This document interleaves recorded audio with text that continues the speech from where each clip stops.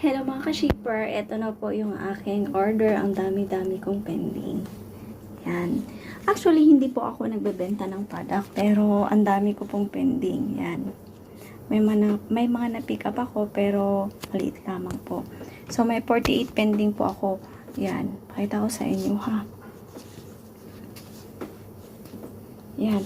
Kasi dito po kay Sitaw po, kahit hindi po tayo magbebenta, si Sitaw na po ang nag-market ng ating mga products na pinili na ibenta po.